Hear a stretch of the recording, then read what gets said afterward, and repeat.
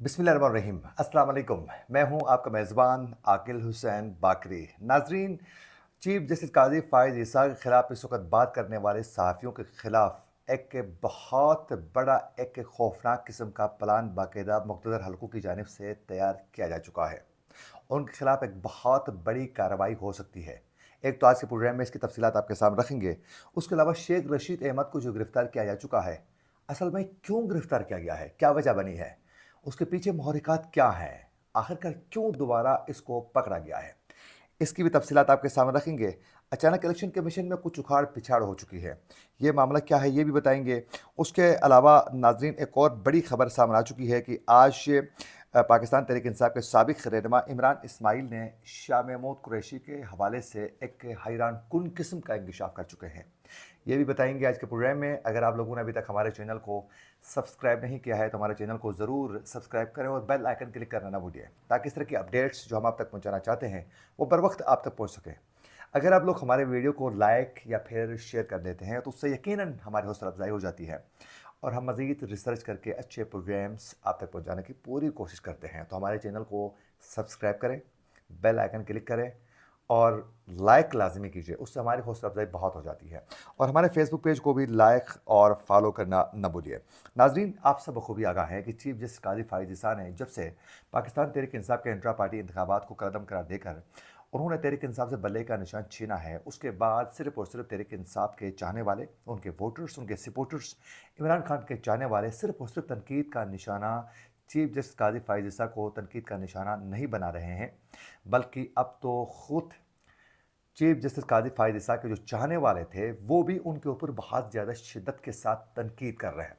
जो उनकी उम्मीदें वाबस्ता थी काजी फ़ाइज़ ईसा से, वो दम तोड़ चुकी हैं। तो वो इस वक्त जो तनकीद कर रहे हैं वो उनसे बर्दाश्त नहीं हो रहा है। तो अब ये फैसला किया जा चुका है कि इस वक्त चीफ जस्टिस काजी फ़ाइज़ ईसा के खिलाफ जो भी सहाफ़ी, जो भी लोग बात कर रहे हैं, उनको टारगेट करने के लिए, उनको निशाना बनाने के लिए, उनको उठाकर ज़दोकोब करने के लिए, उनको निशान इबरत बनाने के लिए बाकायदा एक प्लान तरतीब दिया जा चुका है। आज एक जीआईटी तश्कील दी गई है। उस जीआईटी में कौन कौन शामिल हैं, सबसे पहले खबर सुनिए। उसके बाद ये क्यों ये कमेटी बनाई गई है, ये जीआईटी क्यों बनाई गई है, इसकी तफसीलात असल में आप लोगों के सामने रखूंगा तो आप हैरान हो जाएंगे इसकी वजह क्या बनी है। सबसे पहले खबर सुनिए नाजरीन। आज जो नोटिफिकेशन सामने आ चुकी है, वजारत दाखिला की जो नोटिफिकेशन है, उस नोटिफिकेशन के मुताबिक नाजरीन additional DGFIA cyber crime wing जो हैं वो GIT के कन्वीनर होंगे। एक कमेटी तश्कील दी जाएगी।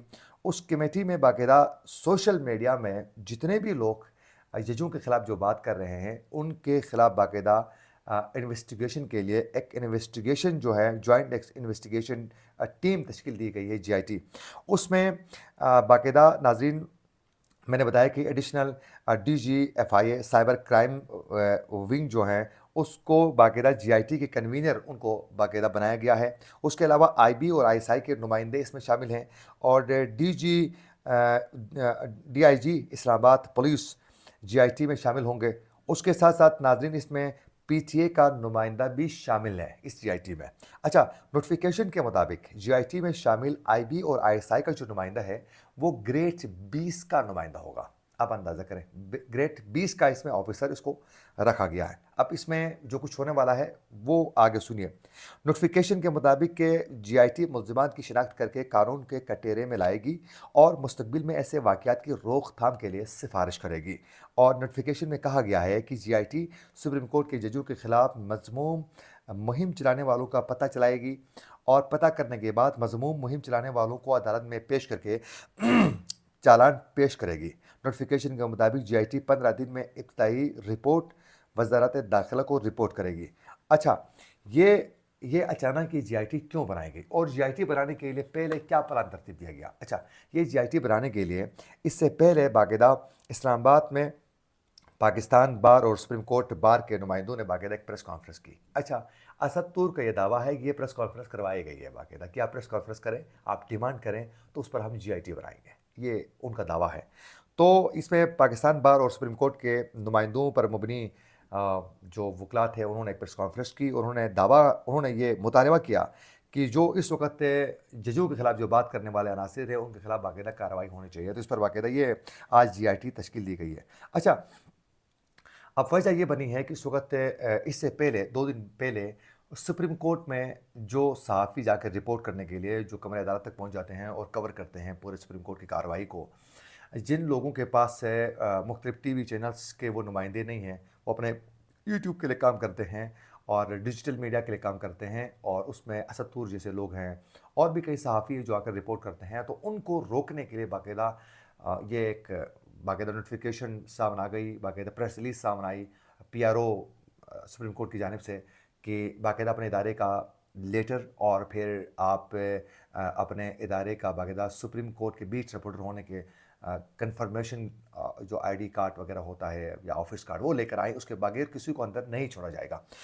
तो अब जो है बाकायदा ये प्लान भी तरतीब दिया गया है और आने वाले दिनों में मुमकिन है इसमें मतीउल्लाह जान, असद तूर जैसे सहाफ़ियों को भी इस के ज़रिए जो हैं निशान इबरत बना सकते हैं। अच्छा, आज की दूसरी और सबसे बड़ी खबर ये है नाज़रीन कि आज शेख रशीद अहमद को आज गिरफ़्तार किया गया है।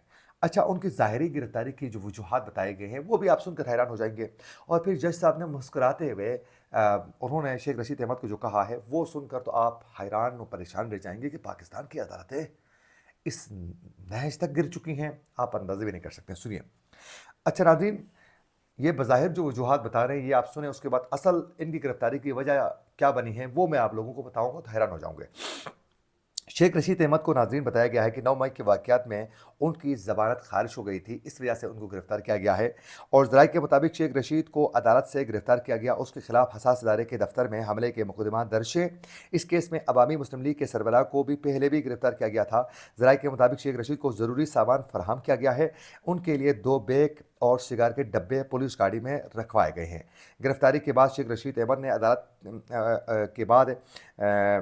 गिरफ्तारी के बाद शेख रशीद अहमद ने अदालत के बाहर मुख्तसर गुफ्तगू की, कहा कि मुझे जेल जाने का हुक्म हुआ है, हमज़ा कैंप में बिल्कुल मैं मौजूद ही नहीं था, खुदा गवाह है, गवाह करके मैं कहता हूँ कि मैं किसी जगह मौजूद नहीं था। और उन्होंने कहा कि ये मुझे गिरफ़्तार किया जा रहा है। अच्छा नाज़रीन, बाकायदा जज साहब ने अंदर हंसते हुए शेख रशीद अहमद को कहा है कि कुछ दिन जेल रह आए, कुछ दिन जेल में आप रह कर आ जाए, क्या होता है आप जाए। ये मुस्कुराते हुए कहा है कुछ दिन आप जेल में रह आए। अब अंदाज़ा करें कि अगर नाम निहात ही सही ज़बरदस्ती बनाया गया है सही मुलजिम और मुजरिम शेख रशीद बेचारे को, लेकिन मुजरिम तो है कम से कम, उसके सामने जज साहब जो है मुस्कुरा कर कह रहे हैं कि आप चंद दिन जेल में गुजार कर आ जाए। मतलब आप किसी को जेल भेज रहे हैं, आप हंसते हुए भेज रहे हैं, तो इससे ये साफ ज़ाहिर हो रहा है कि आपकी नीयत में खोट है। आप जानबूझ के किसी को गुनाह आप बदनाम कर रहे हैं, उसको सज़ा दे रहे हैं, तो खुदा के सामने भी आप मुजरिम हैं, आप हंसते हुए भेज रहे हैं। हंसने का मतलब यही हुआ कि आप समझते हैं कि जो मैं कर रहा हूँ गलत कर रहा हूँ। और फिर ये हालत है जजों का, हंसते हुए मुजरिम को कह रहे हैं कि आप जाएँ कुछ दिन जेल में गुजारें। ये अफसोस का मकाम है। अच्छा, असल वजह ये बनी है शेख रशीद अहमद साहब की गिरफ़्तारी की कि उन्होंने चिलक काट के आने के बाद भी दोबारा वो तहरीक इंसाफ के साथ रवाबित अपने बना रहे थे। कभी वो शेर अफजल मरवत से मुलाकात कर रहे थे, कभी तहरीक इंसाफ के जो चेयरमैन हैं बैरिस्टर गौहर के साथ वो मुलाकातें कर रहे थे, और कभी तहरीक इंसाफ से अपने हलके में सियासी तौर पर सपोर्ट करने की वो कह रहे थे कि मुझे सपोर्ट कर लें।